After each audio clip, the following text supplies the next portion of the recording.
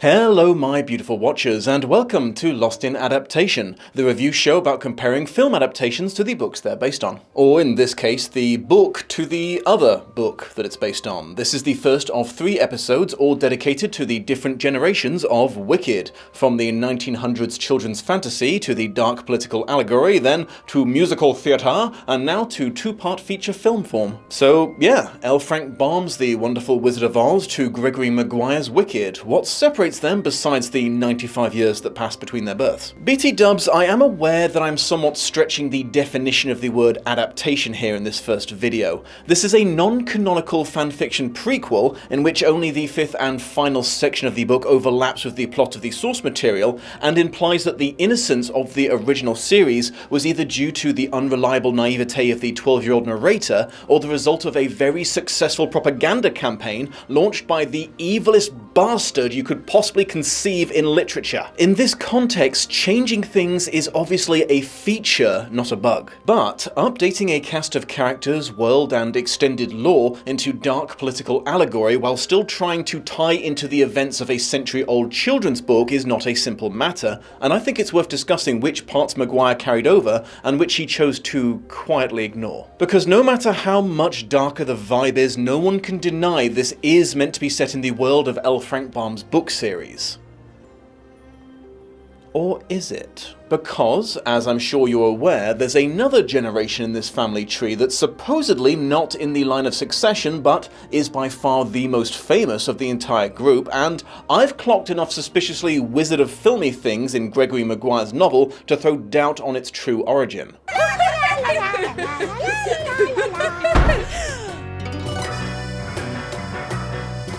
¿El mago de Oz? ¿Qué haces aquí? He venido a conocer a mi hijo. ¿De qué habla, papá? No le escuches, hijo mío. Wicked, a pesar de lo que te haya dicho Gregory Maguire, yo soy tu padre auténtico.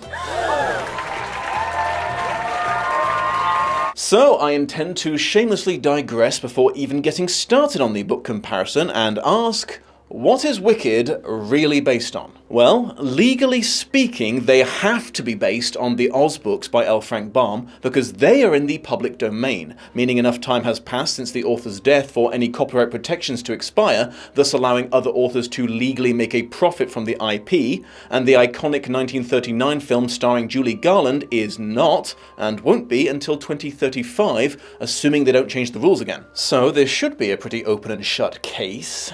And yet, well, let's take a look at both sides of the argument. The strongest case for Wicked being based on the book is probably the geography and the people of the Land of Oz. The film doesn't really go into the way the country is divided into 4 parts or identify any of the other races who live there besides the Munchkins. You see what are probably the Winkies towards the end, but they're not named, and the Quadlings and Gillikin feature not at all, and all of these things are major plot elements in Wicked. Then there's the plot events that only occurred in the book, like the waves of different animals the witch sent to kill Dorothy, who were slaughtered by her companions. The closest thing to this in the film was an interesting deleted scene that involved the gang getting weakened before the flying monkey attack by a jitterbug that forces them to dance to exhaustion. And if you want to be pedantic, you could make a case for it being a point in the book's favour that the talking animals are described as actually looking like animals and not dudes in rompers. So why am I still so convinced that this novel is actually based on the film? Well, I don't know. Maybe because the Wicked Witch of the West was not green in L. Frank Baum's book. J'accuse. I mean, look at this. The collector's edition of the book is green. The entire marketing palette is green. But her being green originated in the film that it's definitely not based on. It was introduced as a Technicolor flex. You know, they really wanted to get the most out of the new color film. Do you want to know how the Wicked Witch of the West was described in the book? She had only one eye, but it could see really far like a telescope. That is the entirety of her physical description. This is what she looked like in the official illustrated copy of The Wonderful Wizard of Oz. The fact that the Wicked version of her isn't described as a 3-foot-tall clown pirate alone proves this isn't who Maguire was thinking of. She's also just such a minor character in the original book. She's only in 2 of 24 total chapters and never mentioned outside of them. She's only one obstacle of many, which included bear-tiger hybrids, a giant spider, and some territorial dudes whose necks extended at high speed so they could headbutt people really hard, and honestly, she wasn't particularly difficult to overcome compared to them. If the film hadn't decided to raise her up to the main antagonist of the story, it would have been utterly nonsensical to write a book recontextualizing her life.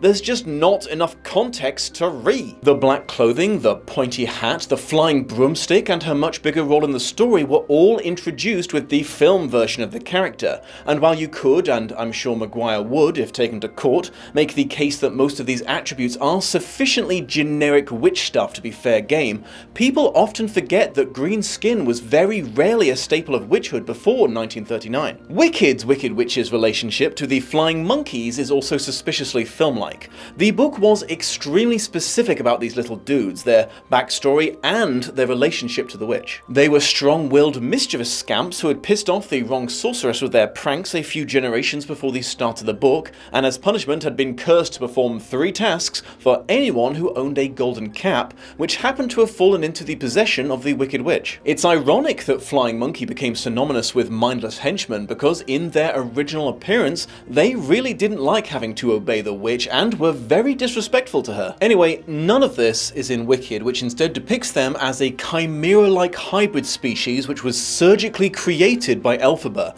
only capable of basic language comprehension and entirely loyal to her. Sorry, all this is a long-winded way of saying that this backstory contradicts the book, but not necessarily the film. The arguably second-ish most important character is also very clearly more film than Baum, because Glinda was the good witch of the south, not the north, and there was nothing to suggest that she was all cutesy and pink-themed. Quite the opposite. Glinda of the books was a stone-cold badass. She commanded an all-female army from a throne of ruby. There was a reason that Glinda was the only person the Wicked Witches never messed with. She and her girls would fuck you up. And while the Glinda of Wicked is somewhat nuanced and has a decent character arc, she's still very clearly meant to be a young Billy Burke with her nice dresses and upbeat demeanor. She also ends up in the North, the original elderly Good Witch of the North being suspiciously absent from the book, and there is no mention of her girl boss squad. The one thing that Maguire could absolutely not get away with was the ruby slippers.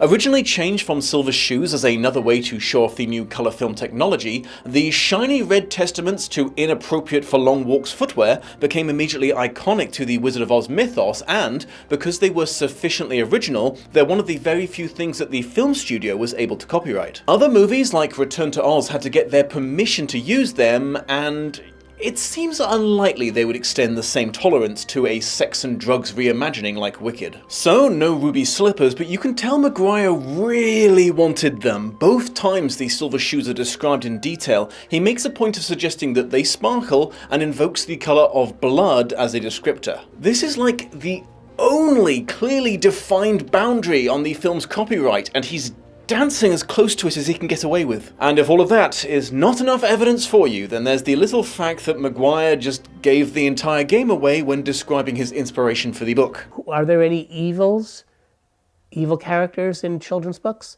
And immediately a vision of Margaret Hamilton arose up in front of me saying, "I'll get you and your little dog."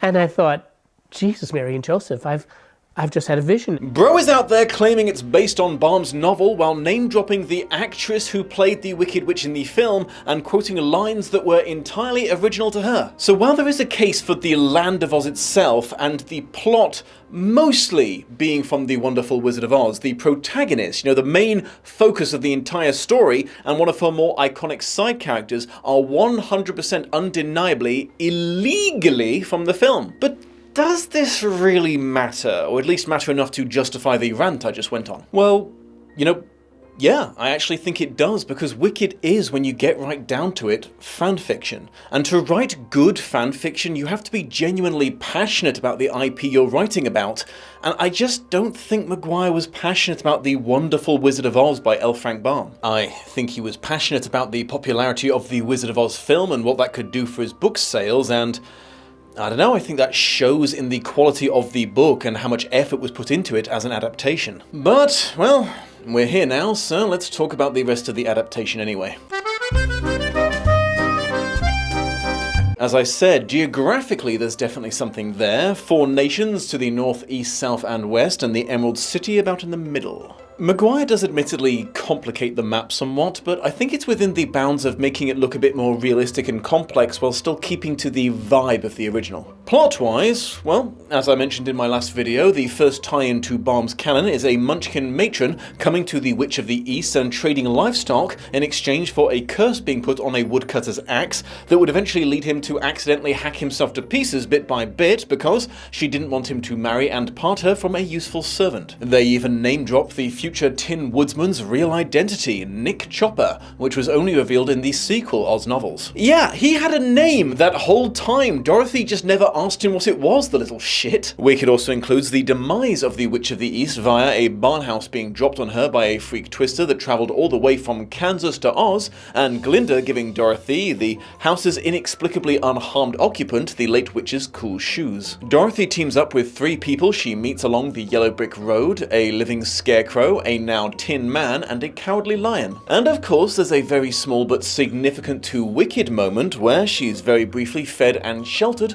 by a rich munchkin called Boch. The Wizard of Oz, who successfully intimidates the party with a puppet show, sends her on an assassination mission to the west to kill the witch there, who sees their approach from afar and sends waves of wolves, crows, bees, and finally flying monkeys at them, who grab Dorothy and the cowardly lion and lob the other 2 off over the horizon somewhere. Though it is worth noting that in Wicked, the wolves were not actually intended as an attack, but a welcoming party, because the witch had optimistically convinced herself that the Scarecrow was her assumed dead lover in disguise coming back to her, and she only switched to more deadly animals after being disappointed that there was nothing inside him but straw. Also, the pack of dogs were led by a loyal old pupper that she'd had for years, making the woodsman killing spree of them rather tragic and upsetting. Anyways, also true to Baum's vision was Dorothy manslaughtering the witch with a bucket of water, and the wizard leaving Oz in his hot air balloon shortly afterwards. So it's not like the events of the first book are entirely absent, even if they're all crammed into the final few chapters of Wicked, but being present isn't the same thing as being the same thing. I'm aware that's one of those statements that sounds deep until you actually think about it and realise it's basically meaningless, but I'm just trying to segue here.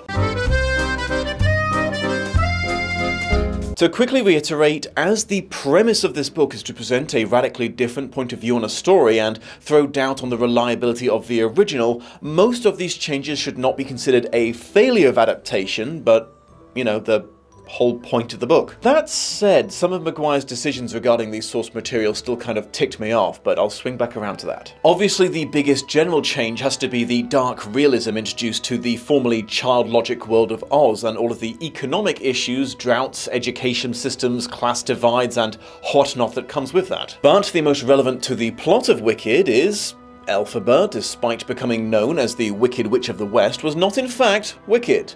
She was just willing to challenge authority in a way that made her the focus of a smear campaign that was unfortunately so successful it's all anyone remembered about her after her death. She's not depicted as a hero as such, but as a nuanced character with an iron-hard sense of social justice, who, while generally unpleasant socially, is predominantly on the side of good, at least for the majority of the book. Towards the end, she's been slowly but surely pushed into less moral behaviour by a world that constantly treats her as if she's already evil just because she's an activist in a world that wishes to ignore its problems and a woman of colour.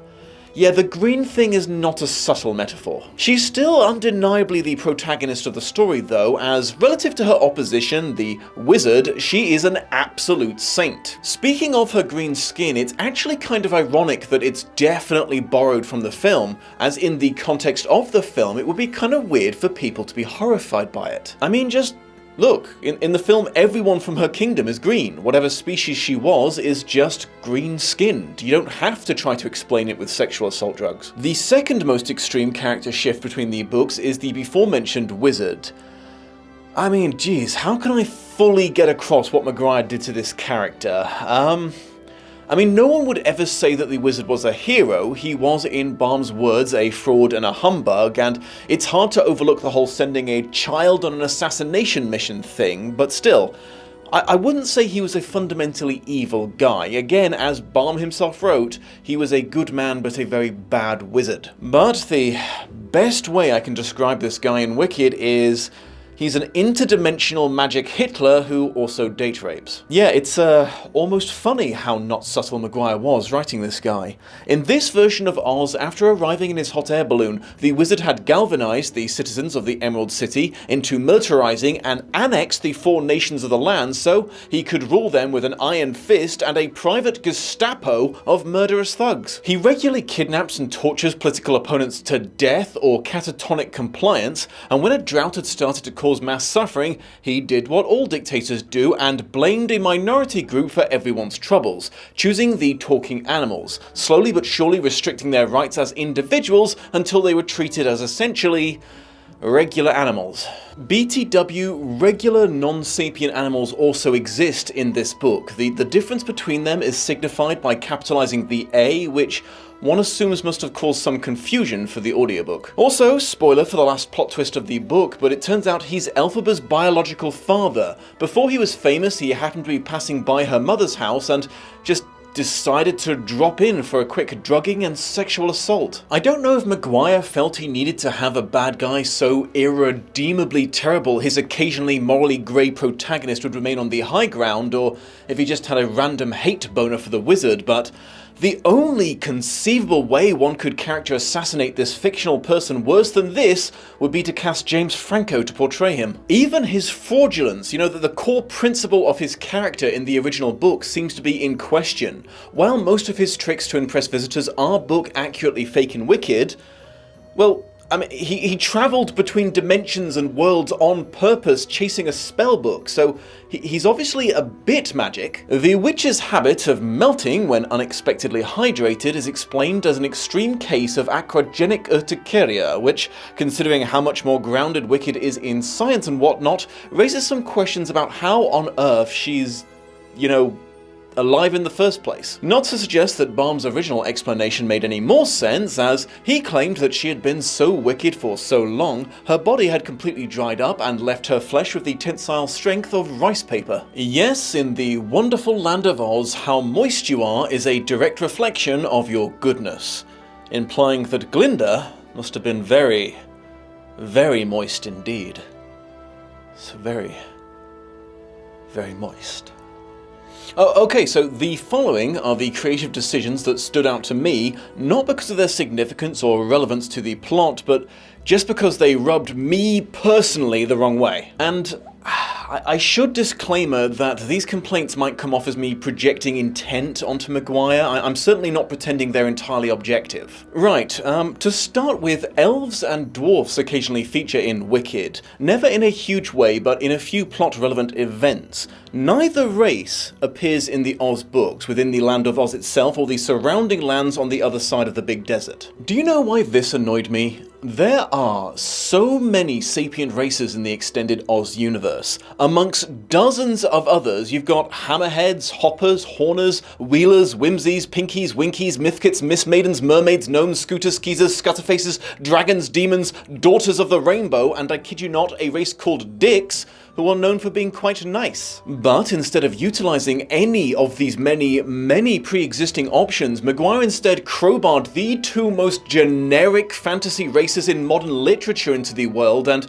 that just seems lazy and another indicator that he just was not passionate about the IP that he was usurping for his writing. Another thing was the TikToks. Robot servants are a fairly common thing kicking around in the background of Wicked, and one is even used as the assassin that Marin Marble sent to kill Dr. Dillamond. The thing is though, in the original books, TikTok was the name of an individual, not a whole clockwork race, and importantly, he was clearly defined as being the only one of his kind because his creators mysteriously vanished shortly after his construction. I guess what really bothers me is that there's not even a throwaway line explaining how they ended up going into mass production after all, so to me it comes off less like an adaptation related creative choice and more just getting the details wrong, misunderstanding the source material. Even if it's not, Maguire didn't have to do it this way. He only actually needed one robot for the purpose of the story, the one that commits the murder, so he could have used TikTok instead of ignoring his entire backstory. If Madame Morrible had sold him to the King of Ev after using him as a murder weapon, it could have even been a cool tie-in to Ozma of Oz, but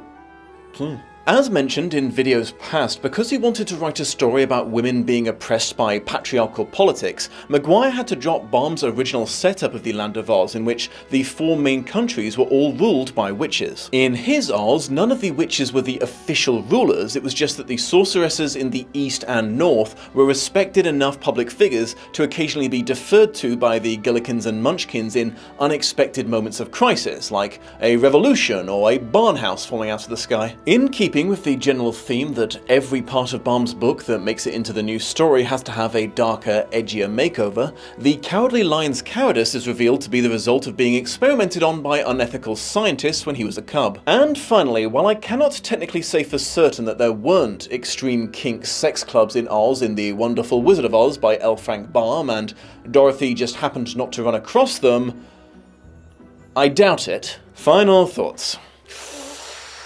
Yeah.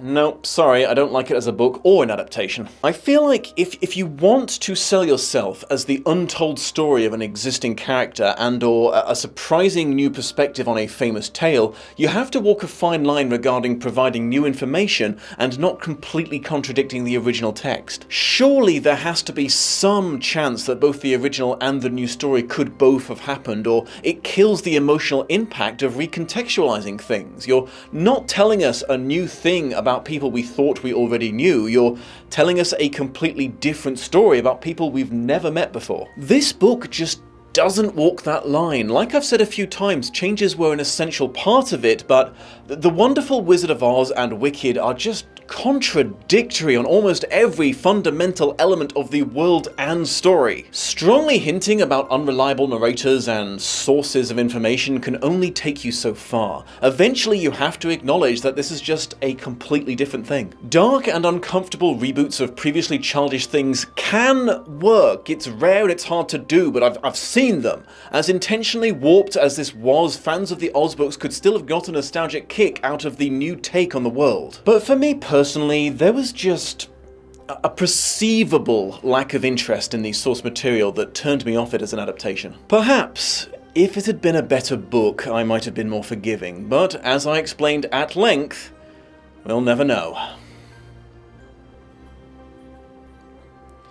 But one thing I do know is this video was brought to you by Nebula. Nebula is a prestige streaming service founded by creators that allows them to take their work to the next level. It hosts a ton of original content that you can't see anywhere else, like Identities, a film by Jesse Gender starring Abigail Thorne, Maggie Mayfish, and Star Trek's John Delancey, and early access to and extended cuts of videos posted by creators like H. Bomber Guy, Lindsay Ellis, Todd in the Shadows, Jetlag, Princess Weeks, Riff Tracks, and ya boy Dom. For example, it's the only place you can see my initial joy at finally watching a version of Wicked I enjoy in the Plantageous Theatre, and you'll be able to watch the Lost in Adaptation episode about it long before it's available on YouTube. I also post things like my sanity-endangering marathon of the Bridgerton novels there, if suffering is what you look for in entertainment. Because Nebula is a subscription service, there's no ad breaks or sponsorships interrupting your viewing experience, and with my Nebula link, nebula.tv/Dominic Noble, available in clickable format in the video description, you can get 40% off an annual subscription, so that's an entire year of Nebula for just $36, which is the equivalent of a mere $3 a month. Alternatively, you can actually get a lifetime subscription to Nebula now. For $300, you can gain eternal access. For as long as the site exists, you will be entitled to all of its content with nary another penny spent. So check it out if you want to get access to hours of extra content from all of your favorite creators in a way that helps support their channels.